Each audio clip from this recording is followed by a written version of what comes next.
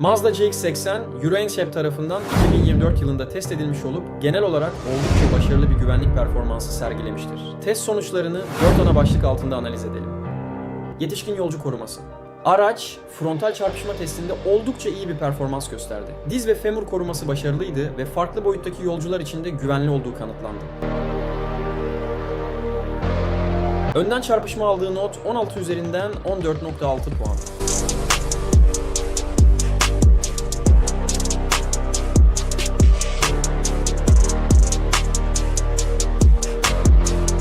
Yandan çarpışma testinde hem bariyer hem de direkt çarpışmalarında maksimum puan aldı. Yandan çarpışmada aldığı not 16 üzerinden 16 puan aldı. Maksimum puan. Arkadan çarpışma testlerinde hem ön hem de arka koltuklar için iyi bir boyun koruması sağladı. Arkadan çarpışmada aldığı not, whiplash koruması 4 üzerinden 4 tam puan.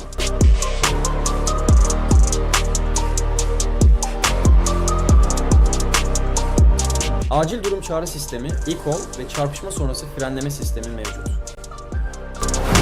Çocuk yolcu koruması. 6 ve 10 yaşındaki mankenlerin tüm kritik bölgeleri hem önden hem de yandan çarpışmalarda maksimum koruma aldı. Önden çarpışmada 16 üzerinden 16 puan aldı. Ön yolcu hava yastığı otomatik devre dışı bırakılabiliyor, böylece arkaya dönük çocuk koltukları güvenle yerleştirilebiliyor. Araç, çocuk unutma uyarı sistemiyle donatılmış. Yandan çarpışma 8'de 8 puan, çocuk güvenlik sistemleri kurulum kontrolünde ise 12'de 12 puan almıştır. Savunmasız yol kullanıcıları, yayalar. Yaya ve bisikletlilerin baş koruması çoğunlukla iyi, ancak ön cam direklerinde bazı zayıf noktalar var. Pelvis, femur, diz ve kaval kemiği koruması testlerde maksimum puan aldı. Otomatik acil frenleme sistemi yayalara ve bisikletlilere karşı iyi çalıştı.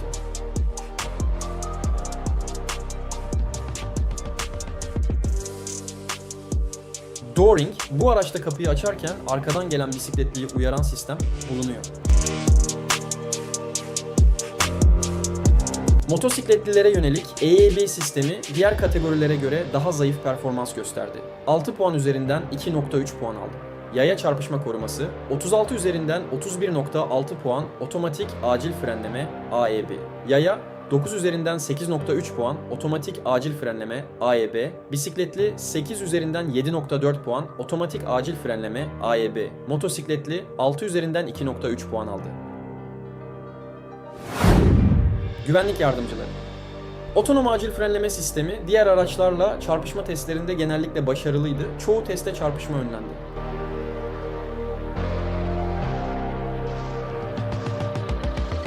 Şerit takip sistemi aracın şerit dışına çıkmasını önlemekte iyi performans gösterdi.